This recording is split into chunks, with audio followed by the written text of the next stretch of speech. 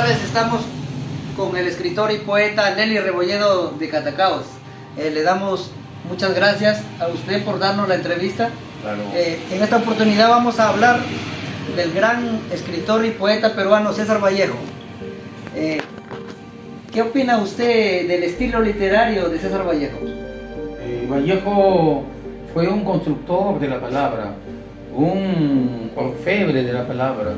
Él construyó con la palabra una poesía descarnada, una poesía que tocaba el alma más honda del ser humano, el espíritu más hondo del ser humano. Es decir, era una poesía comprometida con la existencia humana, sobre todo que a Vallejo se le asocia y se le conecta con el dolor existencial de la humanidad. Entonces Vallejo va tejiendo una poesía con el dolor del sufrimiento. Vallejo se arranca el alma prácticamente y establece un compromiso con la humanidad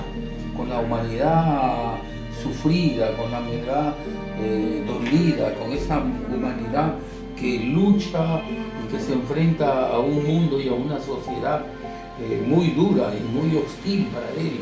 Entonces, la misma hostilidad que siente Vallejo, ¿no? Esa hostilidad que fuerzas oscuras, ¿no? Condenan al ser humano a esa hostilidad tan cruel y tan impía. Esa hostilidad tan cruel y impía que condena a la humanidad la trasunta Vallejo a través de sus poemas, por ejemplo Los Heraldos Negros, que es una expresión muy honda y descarnada y profunda de lo que es el ser humano. Por ejemplo, también tenemos Los Nueve Monstruos, ¿no?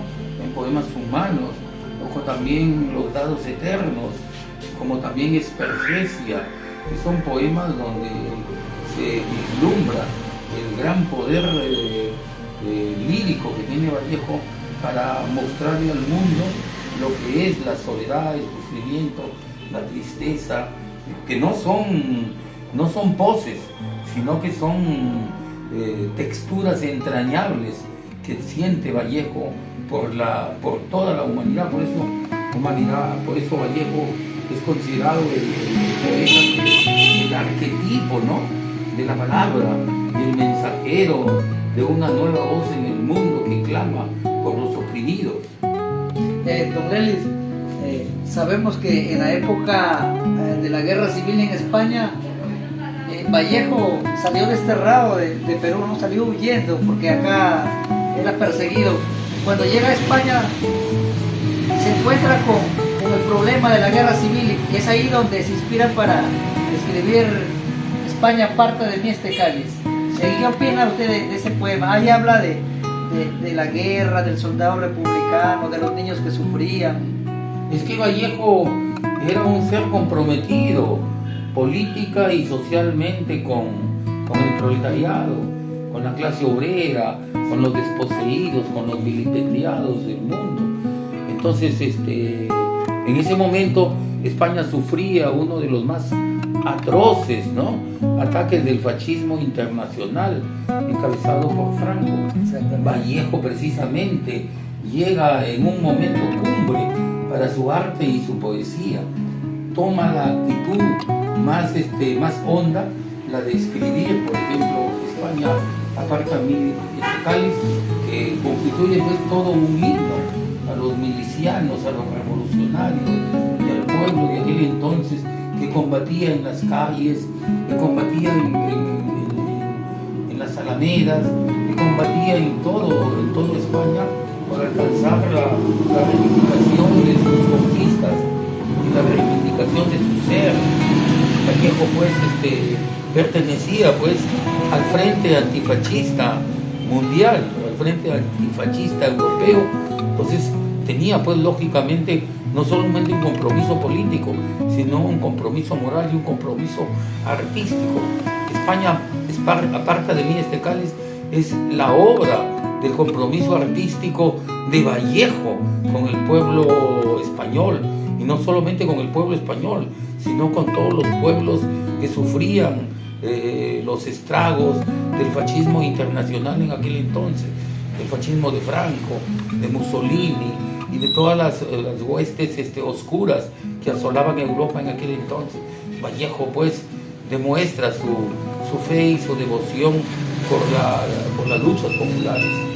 Sí, hay un poema que está dentro de España, aparte de Mexicanis, que dice: cuídate España, cuídate de tus héroes, cuídate de la República. ¿Cómo usted lo interpreta? Claro, cuídate España de tu propia España. Exactamente.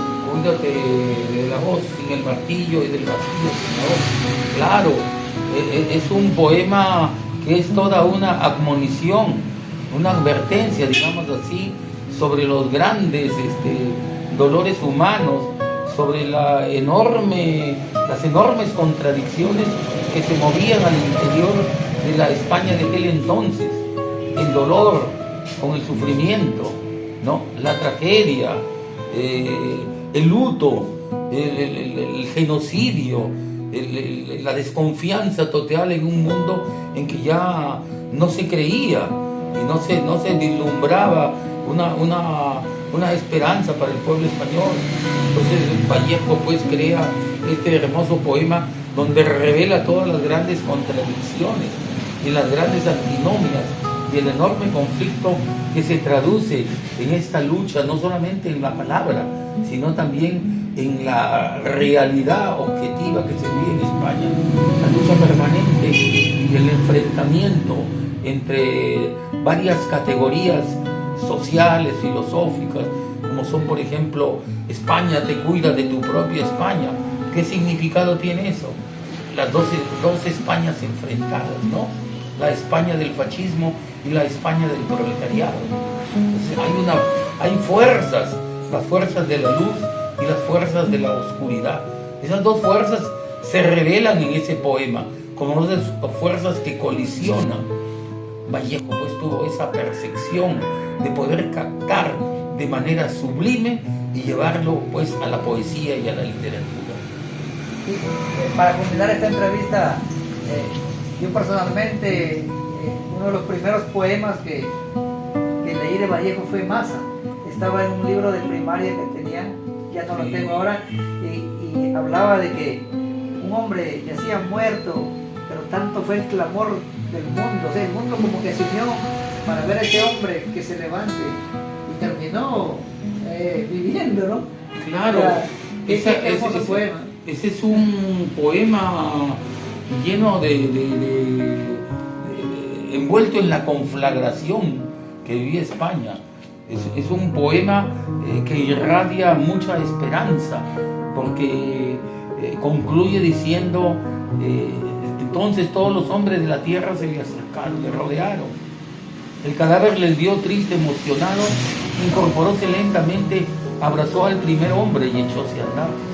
Entonces es un poema de la esperanza, de que no todo está perdido, sino que la esperanza nos redime a nosotros. La esperanza y la humanidad nos redimen, nos levantan, porque ese es el fin, ese es el fin de la poesía, digamos así, digamos el fin, ¿no? Que es redimir a la humanidad a través de los versos y a través de la poética universal. Nosotros, los poetas como Vallejo, buscamos la redención permanente del ser humano, ¿no? Ante tanto oprobio. Don Lelis, ¿cómo es que a usted le nace, ya entrando más a su vida artística como poeta, cómo es que le nace ser poeta? O sea, ¿desde qué edad usted siente ser poeta? Bueno, la poesía es un impulso existencial, es una fuerza existencial que brota por sí sola, perdón. Es un impulso que es como el brote de una flor, ¿no? Como el brote de un árbol, de un tamarindo, de un algarrobo. Así es la poesía. La poesía no es una escuela, la poesía no es un movimiento didáctico, no, la poesía es una fuerza telúrica que va brotando, así como brotan las plantas, como brotan las flores, como brotan los animales, las lagartijas, las iguanas, los choquecos, así como la vida silvestre que hay en el mundo natural, así es la poesía. La poesía tiene que ser cada día más silvestre, debe dejar de ser académica, más natural, ¿no? más espontánea. No debe ser esa poesía libresca que hay ahora, una poesía libresca. La poesía tiene que brotar de los bosques, como decía Bretón, ¿no? La poesía debe nacer de los bosques, de los ríos, de los mares, de todo lo que es una entidad natural. No puede ser de ninguna manera la poesía un gusto de tipo académico y burgués, ¿no? Debe nacer en los bosques verdaderamente. Claro, como Vallejo, ¿no? Vallejo fue todo un cambio en la poesía en Perú, porque antes escribía, como usted dice, más académicamente. Claro. Trilce fue como un golpe para los académicos de esa época, porque tenía una forma de escribir totalmente distinta a la época. Claro, era el nacimiento de una nueva versión poética en Trilce, en España de parte de mí Cali. Es otro contenido, otra fuerza avasalladora que viene desde el fondo del corazón. No es esa poesía, como te digo, esa poesía académica, esa poesía libresca, esa poesía que nace solamente de las aulas universitarias. No, la poesía no nace en las universidades ni en los colegios. La poesía nace en los campos, ¿no?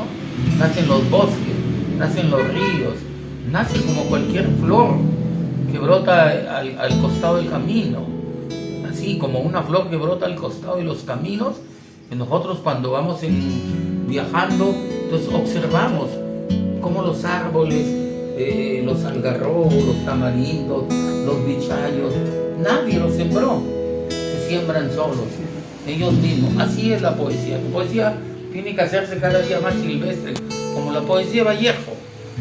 Vallejo es un poeta innato, ¿no? Que florece solo, ¿no? Y florece contra el mundo, en contradicción contra el mundo, florece Vallejo, porque Vallejo luchó por su arte, considerando que la poesía es un arte de mucho riesgo, donde se expone la vida del ser humano. No es un arte para exponerlo en las ferias de los libros, no es un arte para exponerlo en los salones, en los auditorios, no. La poesía se ha hecho para redimir al ser humano, para hacer del ser humano una entidad más, que florezca al aire libre, que florezca al cielo abierto.